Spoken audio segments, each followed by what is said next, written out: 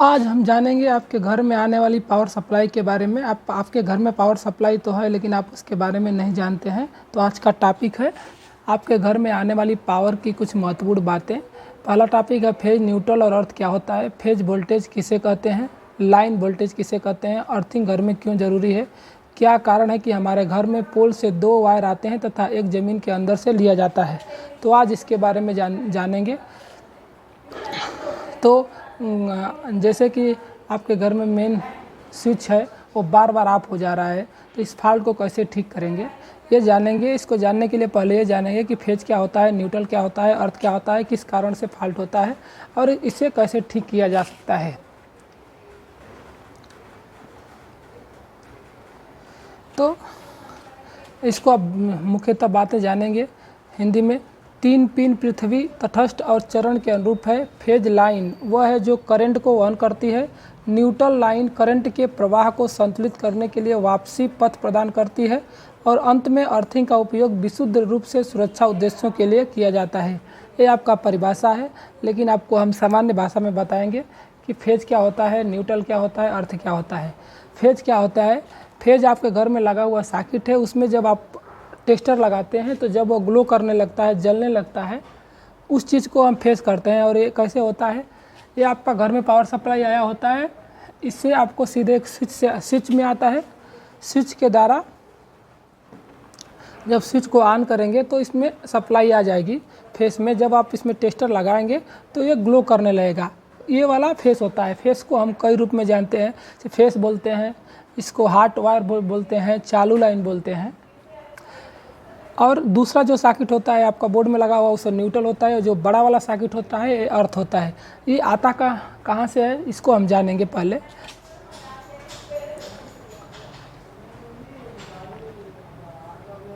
ये हमारा ट्रांसफार्मर है। ट्रांसफार्मर स्टेप डाउन ट्रांसफार्मर होता है।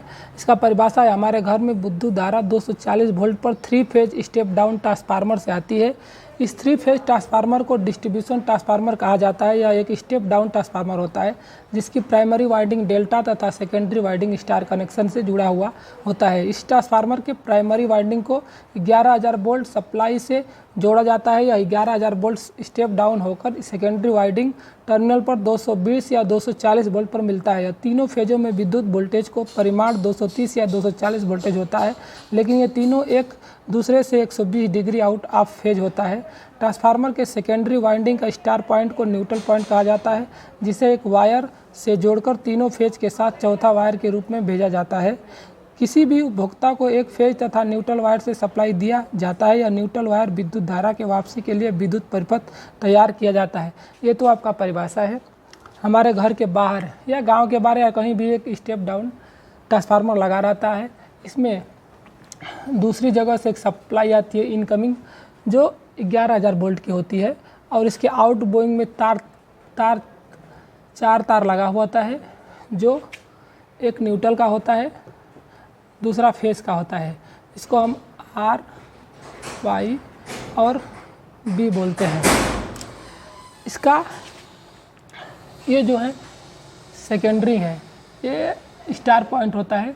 सब एक फेस, 2 फेस, 3 फेस एक में जुटा होता है। इसका तीनों फेस के जो सेंटर होता है वहाँ से एक तार आता है, इसको हम न्यूट्रल कहते हैं। ये इस ट्रांसफार्मर का फर्स्ट कॉइल है जिसको डेल्टा बोलते हैं। तो ये हमारा यहाँ से ट्रांसफार्मर के आउट गोइंग में 4 तार होता है, वहाँ से RYB 3 फेस निकलता है और इसको ही हम फेस बोलते हैं, और चौथा को न्यूट्रल बोलते हैं। यहाँ से हमारे घर में आता है। घर में आने के बाद में हमारा डिस्ट्रीब्यूशन होता है। हमारा डिस्ट्रीब्यूशन से फेज तो आपको समझ में आया कि हमारा ट्रांसफार्मर से आता है 3 फेस और एक न्यूट्रल। अब हम न्यूट्रल के बारे में जान लेंगे कि न्यूट्रल क्या होता है।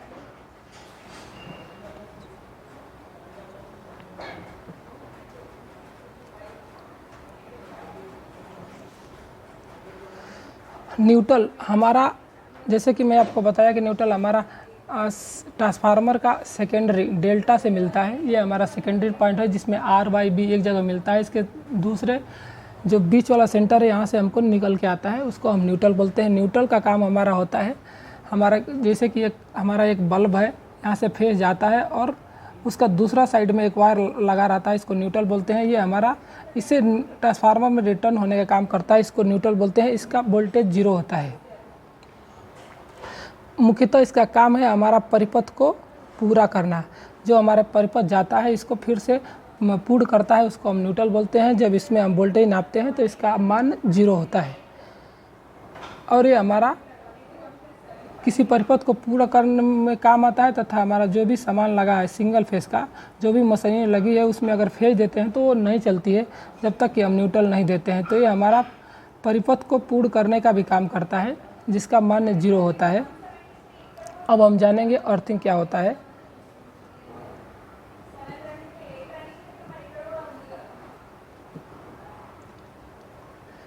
जब कभी किसी मशीन या सिस्टम में इलेक्ट्रॉनिक फॉल्ट होता है तब अर्थिंग की मदद से इलेक्ट्रिकल एनर्जी ज़मीन के अंदर चली जाती है। इस तरह अर्थिंग की मदद से इलेक्ट्रिकल उपकरण और हमें सुरक्षा मिलता है। वह विधि जिसे परिपथ को शॉर्ट होने पर जिससे प्रवाहित लघु परिपथ को धारा को एक इलेक्ट्रिक की सहायता से भूमि में सुगमतापूर्ण प्रवाहित किया जा सके, अर्थिंग कहलाती है।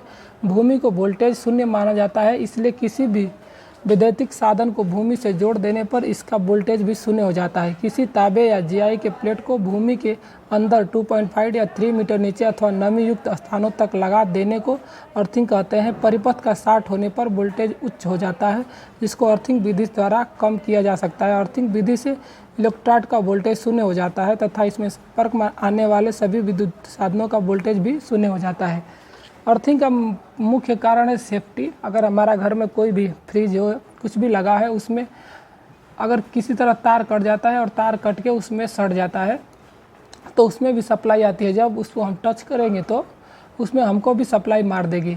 तो इसके लिए हम एक अर्थिंग देते हैं, जैसे यहाँ पर दिया हुआ है, अर्थिंग दे देते हैं, जिससे अर्थिंग के द्वारा जो सप्लाई होती है सीधा ज़मीन में चली जाती है। अगर अर्थिंग बराबर है तो हमको, अगर बॉडी में टच भी हो गया कोई फेस कट के, तो हमको सप्लाई नहीं मारती है। ये हमारा मुख्य काम है अर्थिंग का, हमको सेफ्टी से बचाना। अब हम जानेंगे कि किस कारण से, किस फॉल्ट के कारण हमारा एमसीबी बार बार गिर जाती है। कौन सा सामान ख़राब हो गया है, कौन सा उपकरण ख़राब हो गया कि हमारा एमसीबी गिर रही है। तो इसके लिए सबसे पहले हम जो मेन स्विच है और जो ये एमसीबी लगा है उसको पूरा डाउन कर देते हैं। जब पूरा डाउन करने के बाद मेन एमसीबी उठाएंगे। जब मेन एमसीबी उठ जाएगी तो बारी बारी से एमसीबी को एक एक उठाएंगे। जब ये उठाएंगे, जितना समय के बाद ये ट्रिप होती है उतना समय रुक कर उठाएंगे। जो भी एमसीबी में, जो भी तार में अगर फॉल्ट होगा, वो उठाने से हमारा एमसीबी गिर जाएगी। तो हम जान जाएंगे कि ये हमारा फॉल्ट है। अगर मान लो किसी रूम में से का एमसीबी है वो गिर जा रही है, तो उसमें कई सा उपकरण लगते हैं, फैन, बल्ब, कुछ भी। तो अब जब हम जान जाएंगे कि ये वाला घर का ये एमसीबी गिर जा रही है, तो इसके लिए हम क्या करेंगे, पहले उस घर में जाएंगे और उस घर का पूरा स्विच ऑफ कर देंगे। ऑफ होने के बाद ये एमसीबी को उठा देंगे। जब ये एमसीबी उठ जाएगी तो उस घर में जाएंगे, उस घर का बारी बारी से स्विच को ऑन करेंगे। जब हम उस बारी बारी से स्विच ऑन करेंगे तो जिस भी उपकरण में फॉल्ट होगा उस स्विच को ऑन करने से हमारा एमसीबी गिर जाएगा। तो हम जान जाएंगे कि वो उपकरण में फॉल्ट है और उसको बंद कर देंगे। तब हमारा एमसीबी पूरा उठ जाएगा और हमारा घर का पावर सप्लाई चलने लगेगा। अब हम दूसरा पॉइंट जानेंगे, फेज वोल्टेज किसे कहते हैं। फेज वोल्टेज उसे कहते हैं जब एक फेस, कोई भी एक फेस और एक न्यूट्रल के बीच में अपना वोल्ट मीटर लगाते हैं और जो रीडिंग आती है उसको हम फेज वोल्टेज करते हैं। फिर से बताते हैं आपको, फेज वोल्टेज उसे कहते हैं जब किसी फेस या न्यूट्रल के बीच में वोल्ट मीटर लगाते हैं और जो वोल्ट मीटर में जो पॉइंट आता है उसको हम फेज वोल्टेज कहते हैं। या तो अर्थिंग में भी लगा सकते हैं, फेज और न्यूट्रल। फेज और अर्थिंग में जब अपना वोल्ट मीटर को लगाते हैं और वोल्ट मीटर में जो रीडिंग शो करती है उसको हम फेज वोल्टेज कहते हैं। अब आता है लाइन वोल्टेज किसे कहते हैं। लाइन वोल्टेज उसे कहते हैं जब दो फेजों के बीच में, जैसे आर है और वाई है, जब दो फेजों के बीच में अपना वोल्ट मीटर लगाते हैं और जो वोल्ट मीटर में रीडिंग शो होती है उसको हम लाइन वोल्टेज कहते हैं। फिर से आपको बताते हैं, दो फेजों के बीच में जब अपना वोल्ट मीटर लगाते हैं और वोल्ट मीटर में जो रीडिंग शो करती है उसको हम लाइन वोल्टेज कहते हैं। अर्थिंग घर में क्यों जरूरी है। घर में अर्थिंग इसलिए ज़रूरी है क्योंकि हमारा ये सेफ्टी का काम करता है। किसी भी उपकरण में अगर हमारा फेस टच हो गया और उस उपकरण में लाइट आने लगा, से वोल्टेज आने लगा, करंट आने लगा, तो वो हमको मार सकता है। इसके लिए हम अर्थिंग कर देते हैं। जब अर्थिंग करने से क्या होता है, जो भी वोल्टेज लीकेज होकर हमारा उपकरण में चला जाता है वो अर्थिंग के द्वारा सीधा ज़मीन में चला जाता है, जिससे हमको सुरक्षा मिलती है। तो आज का टॉपिक में हम जाना कि फेज, न्यूट्रल और अर्थ किसे कहते हैं, फेज वोल्टेज किसे कहते हैं, लाइन वोल्टेज किसे कहते हैं, अर्थिंग घर में क्यों करते हैं। अगर यह वीडियो अच्छा लगा तो कृपया लाइक और सब्सक्राइब करें।